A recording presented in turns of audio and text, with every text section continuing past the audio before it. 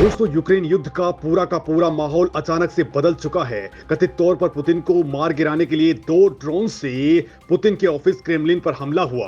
हालांकि इन ड्रोन हमलों को निष्क्रिय कर दिया गया, लेकिन पुतिन पर हमले के बाद अब रूस काफी उग्र हो चुका है। अब बताया जा रहा है कि यह युद्ध महायुद्ध की शक्ल ले सकता है, क्योंकि पुतिन ने खुद पर यूक्रेन के इस हमले के बाद नए सिरे से न्यूक्लियर मिसाइलों को एक्टिवेट कर दिया है। इन आदेशों के बाद रशियन स्ट्रेटेजिक फोर्सेज अब मूवमेंट करना शुरू कर चुकी हैं। इतना ही नहीं, बल्कि पश्चिमी रूस के 2 एयरबेस पर न्यूक्लियर मिसाइलों की तैनाती कर दी गई है। यानी आपको किसी भी वक्त यूक्रेन पर एक बड़े हमले की खबर मिल सकती है। बड़ी बात तो यह है कि पुतिन ने यूक्रेन के राष्ट्रपति जेलेंस्की को ही साफ करने के ऑर्डर्स दे दिए हैं। तो फिर अगर दोस्तों यूक्रेन के प्रेसिडेंट पर अब कोई डायरेक्ट अटैक होता है तो फिर कैसे माहौल बदलेगा। और रूस की न्यूक्लियर मिसाइलें चली तो यूक्रेन नहीं बल्कि यूरोप को अपने चपेट में ले सकती हैं। और सबसे बड़ी बात तो यह है कि रूस पर वो हमला आखिर करवाया किसने था, क्योंकि उन ड्रोन्स पर अब सवाल उठने लगे हैं। तो दोस्तों, ये तमाम बातें हम इसमें जानने वाले हैं कि आखिर ये पूरा का पूरा मामला क्या है। तो दोस्तों,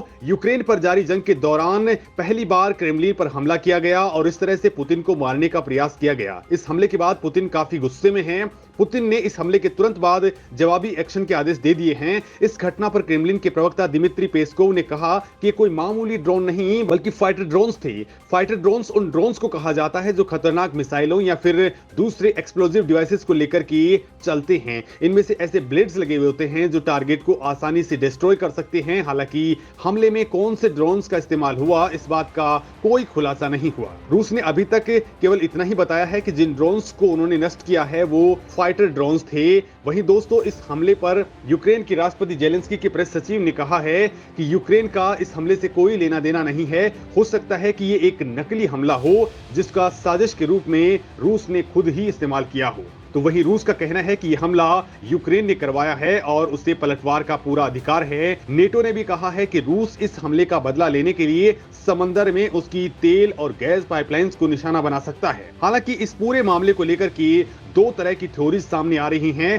पहली तो यह कि यूक्रेन ने वाकई रूस के राष्ट्रपति व्लादिमीर पुतिन की हत्या की साजिश रची है। इसके लिए 2 फाइटर ड्रोन्स को लॉन्च किया और इस हमले के पीछे उसके पास कई ठोस वजह भी हैं कि रूस ने उसके 30% क्षेत्र पर कब्जा किया हुआ है। रूस की वजह से ही यूक्रेन पिछले 434 दिनों से युद्ध लड़ रहा है। इसलिए हो सकता है कि उसने पुतिन को मारने की साजिश रची हो ताकि इस युद्ध को वो जीत सके। वहीं दूसरी थ्योरी ये कहती है कि ये हमला खुद रूस ने ही करवाया है ताकि इससे वो यूक्रेन और पश्चिमी देशों पर दबाव बना सके और एक तरह से खुल करके अब कार्रवाई कर सके। वो किसी भी तरह से यूक्रेन पर जीत दर्ज करना चाहता है। हो सकता है कि रूस ने खुद ही क्रेमलिन पर हमला करवाया हो ताकि दुनिया को यह बताया जा सके कि यूक्रेन पश्चिमी देशों के साथ मिलकर के पुतिन की हत्या करना चाहता है। इस बात को आधार बनाकर यूक्रेन के खिलाफ बड़े पैमाने पर खुली कार्रवाई को रूस अब कर लेना चाहता है। दरअसल दोस्तों, रूस यूक्रेन पर कोई बड़ा हमला करता है तो यही कहा जाएगा कि यूक्रेन ने पुतिन की हत्या करने की साजिश रची थी और इसी लिहाज से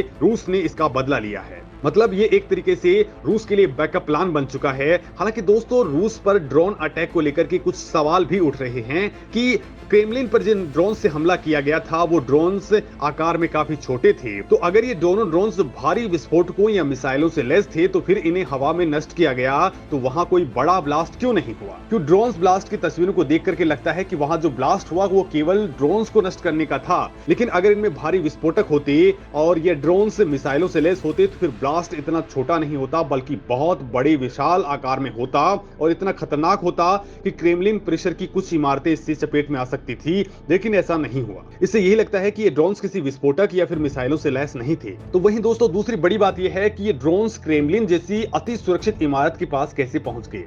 दोस्तों, इस वक्त पूरी दुनिया में सबसे अत्याधुनिक रडार सिस्टम रूस के पास है जो अपनी सीमा में दाखिल होने वाली मक्खी तक को भी पहचान लेता है। तो फिर ऐसे कैसे हुआ कि वो 2 ड्रोन्स को अपनी सबसे सुरक्षित जगह तक पहुंचाने दे रहा है? रूस के रडार सिस्टम को इसकी भनक तक नहीं लगती है और इन दोनों ड्रोन्स को क्रेमलिन के ठीक ऊपर जाने के बाद में नष्ट किया गया। इस वजह पर भी कई तरह के सवाल उठते हैं कि आखिर इन ड्रोन्स को यहाँ पहुंचाया कैसे गया। मतलब मामले में बड़ा झोल है, क्योंकि दोस्तों, भारत ने जो रूस का S-400 लिया है वो ही 400 किलोमीटर के दायरे में परिधे को भी पर नहीं मारने देता। तो या तो ये बात झूठ है या फिर रूस ने इसमें तगड़ी साजिश रची है। हालांकि दोस्तों इस बात का माइलेज लेते हुए रूस ने अब हमले तेज कर दिए हैं। रूस दुनिया के सबसे ताकतवर देशों में से एक है। उसके पास ऐसे ऐसे हथियार हैं जो पलक झपकते ही पूरे यूक्रेन को खाक कर सकते हैं। ऐसे में पुतिन पर हमले के बाद अब रूस की जवाबी कार्रवाई की चिंताएं सताने लगी हैं। रूस पहले भी कह चुका है कि अगर उसकी जमीन पर हमले हुए तो वो अपने शस्त्रागार में मौजूद हर एक हथियार से जवाबी कार्रवाई का अधिकार रखता है। ऐसे में अगर रूस ने हमला किया तो यूक्रेन के लिए इसका बचाव करना मुश्किल हो जाएगा। यूक्रेन पहले से ही पश्चिमी देशों के रहमो करम पर जिंदा है। उसकी लगभग पूरी सेना और हथियार खत्म हो चुके हैं। ऐसे में रूस का एक और हमला जेलेंस्की समेत पूरे यूक्रेन के लिए बड़ा संकट बन सकता है। अब वास्तव में इसकी तैयारियां शुरू कर दी गई हैं। हमले के बाद पुतिन के आदेश के मुताबिक पश्चिमी रूस के 2 एयरबेस पर न्यूक्लियर मिसाइलों को एक्टिवेट कर दिया गया है। साथ ही स्ट्रैटेजिक आर्मी की मूवमेंट भी शुरू हो चुकी है। यूक्रेन पर जारी जंग के बाद पहली बार क्रेमलिन पर ऐसा कुछ हुआ है। क्रेमलिन पर हमले के बाद रूस और यूक्रेन के बीच अब माहौल बहुत ज्यादा टेंशन भरा हो चुका है।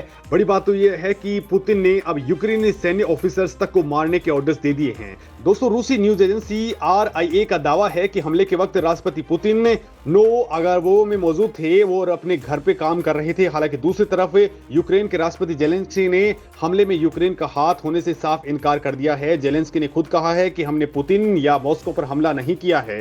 हालांकि बताया जा रहा है कि जेलेंस्की ऐसा इसलिए कह रहे हैं क्योंकि अब पुतिन के गुस्से के चलते उन्हें डर लग रहा है। वही हमले की आग अमेरिका तक भी पहुंच सकती है और वो भी अब पूरी तरह से एक्टिवेट हो चुका है। उसने अपने नागरिकों को अलर्ट जारी कर दिया है।